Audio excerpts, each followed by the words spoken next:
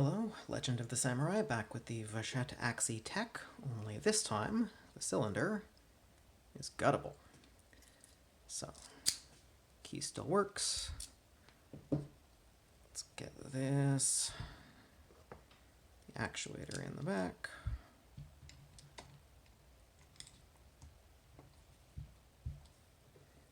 Place our custom tensioner.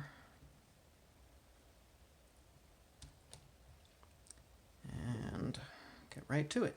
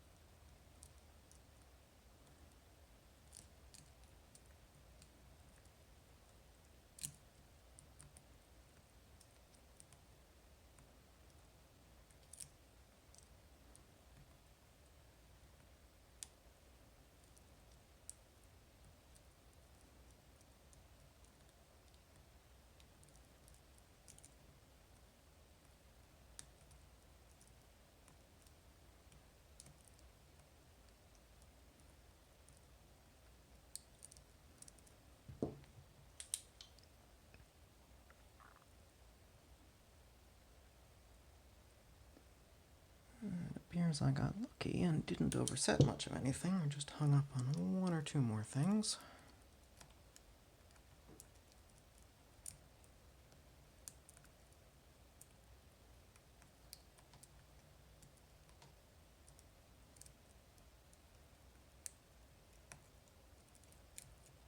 And open.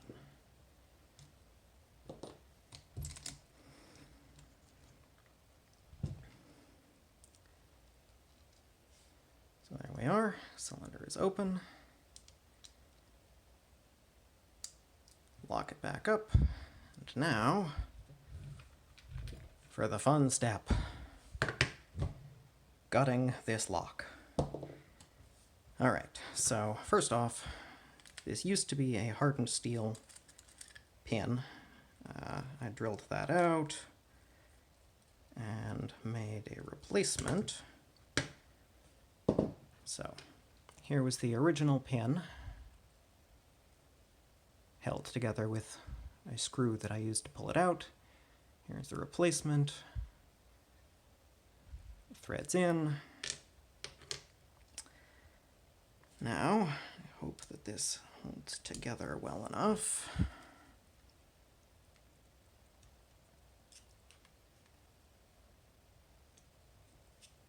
Alright, so the spinner just fell off the front.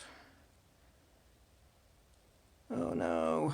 So there's a sleeve around the inside of it, and having removed the crimp, it now wants to stick in place. So I'm going to have to do this a little unconventionally.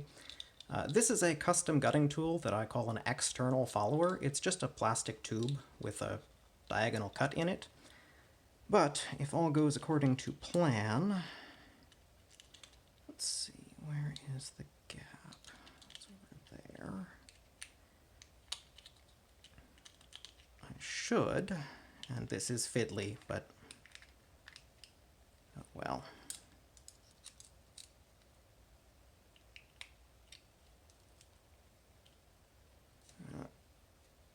Bounced a spring out.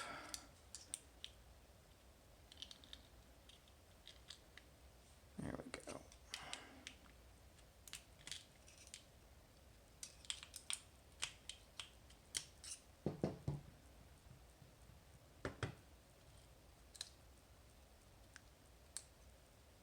Okay, so let's see. 1, 2 springs. Rotate this so I can show it a little more clearly. Okay, so there's the sleeve that was supposed to come out with it. Originally there's a crimp that folds in there and it interfaces with that hole. I have yet to find a better solution to this, but here is the core. As you can see, there are 5 rows drilled into it. And to be somewhat methodical, so there's a gap up in the top right.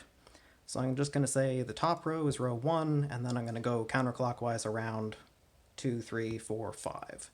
And I'll position them in 1, 2, 3, 4, and 5. So top spring in the front, and then the other one that came out was all the way over here in the front.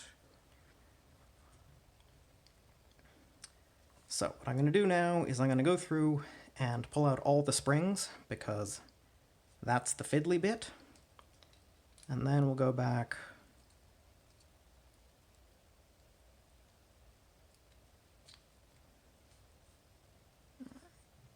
to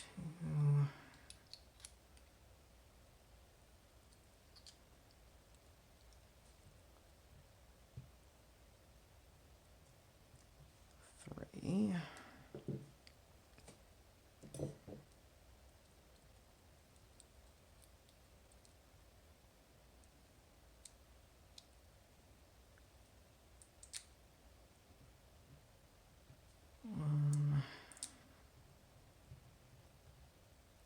Two.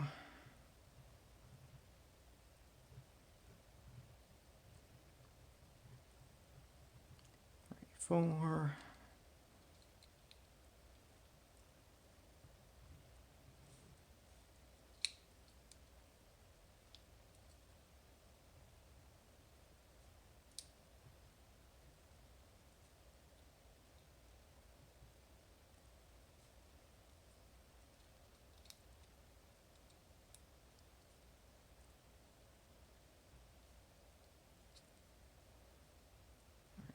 Go.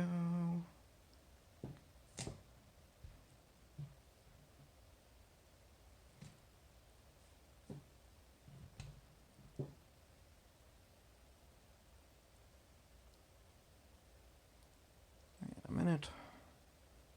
Top only has 3.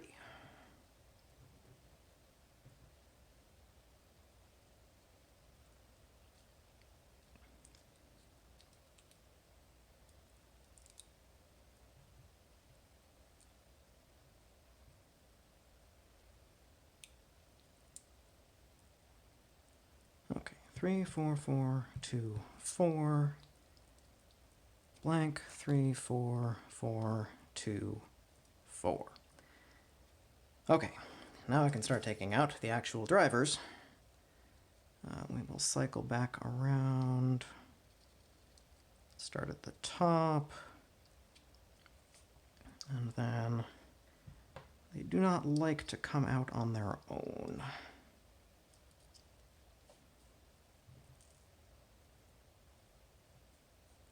One.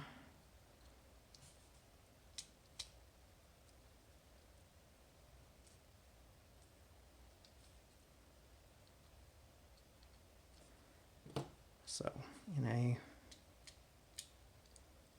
previous gutting, I actually wiped out the factory oil that was in this cylinder. Oh, come on. Because it was making all of the pins stick to each other and everything else. And so, if I was actually going to gut it on camera, I needed to wipe that out a little bit. Interestingly, it actually changed how the lock picks rather drastically, because the pins used to stick key pins to drivers just by the adhesion from the oil, and without that oil film, suddenly overset pin or properly set key pins will drop back down, and nothing moves quite as smoothly. Another interesting thing I noted is that the binding order changed completely. Having reassembled this, and I didn't move pins around. They're all exactly in their original positions. I think this has to do with the fact that the pins are not perfectly round. I think they are wider in one direction than another. And so if you rotate them slightly, that can actually affect how it picks. Another thing I was able to confirm is that the key pins are in fact ever so slightly smaller than the drivers.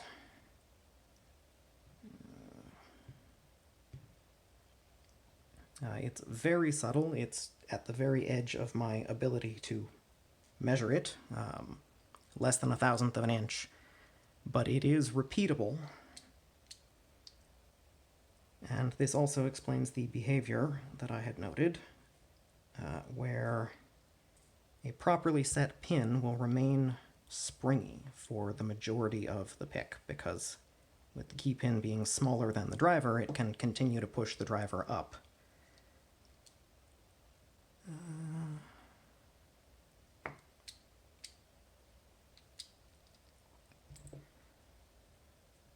It's in the wrong spot.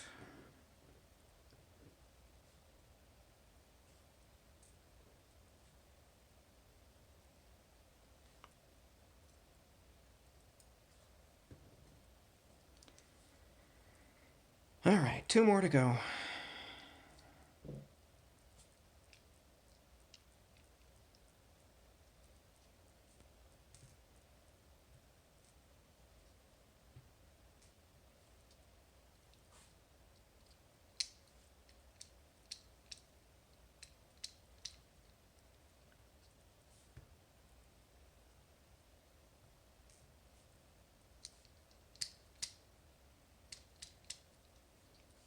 Okay, now we get to the point where they don't want to come out.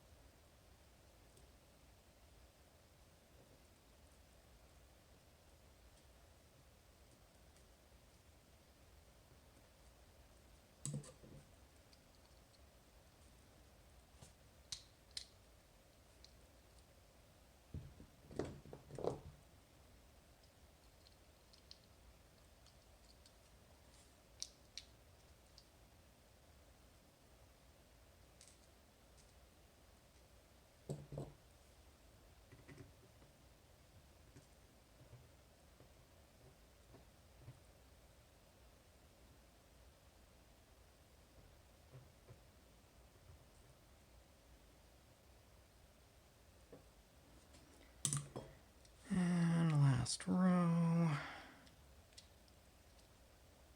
Or second to last row.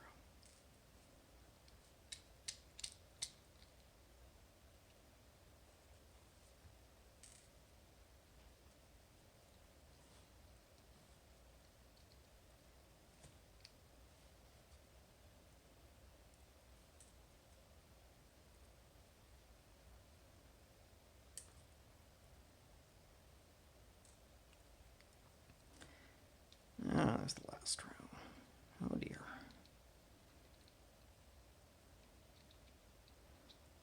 Apparently, things have separated enough.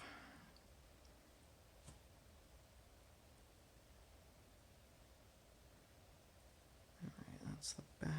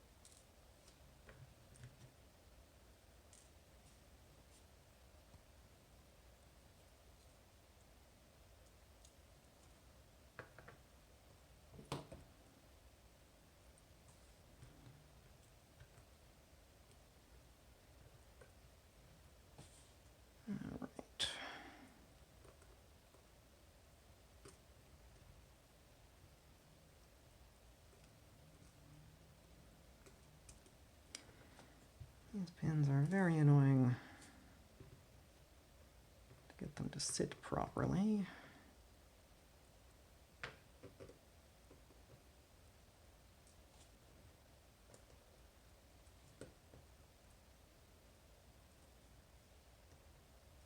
Oh, come on.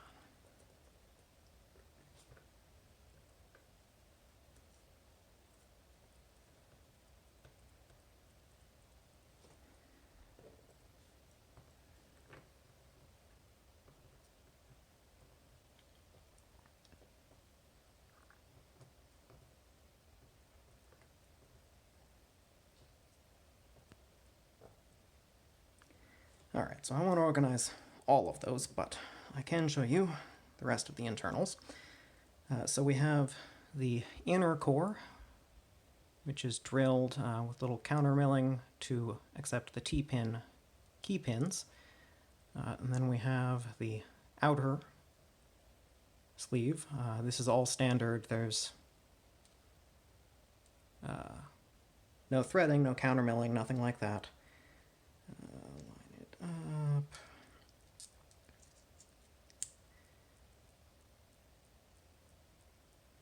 So, like so. Everything lines up. So these locks, this one is drilled for 17 positions. And actually, it's set up for positional master keying. So this key, if you'll see the red spot, that is a cut that corresponds to nothing. So if it sits in here, there's the red spot. It sits right there where there isn't a pin chamber. Also, there are 2 pin chambers here where there are no corresponding cuts on the key, because the maximum lift cut is just flush with the blank. So just another interesting aspect of this lock. And then the spinner on the front is actually interesting in that there's a little groove right here, and the spinner hooks into that. And that's why you can't pull it out without removing the core. Alright, so let's see if I can get close up on these pins.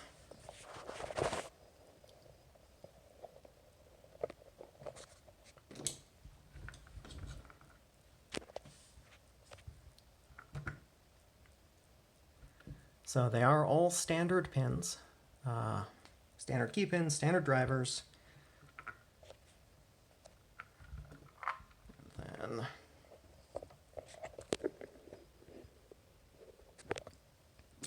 show a couple close up.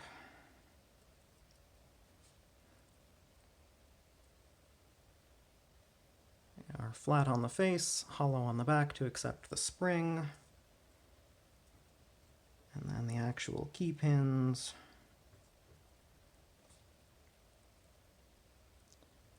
are just normal T-pins, slight dome on the top, but otherwise pretty standard. So, there you have it, the Vachette Axi'Tec, picked and gutted. I did this so you don't have to.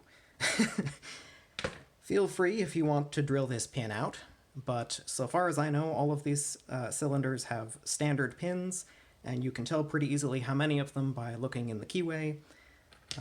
So there we go. Thanks for watching, and have a nice day.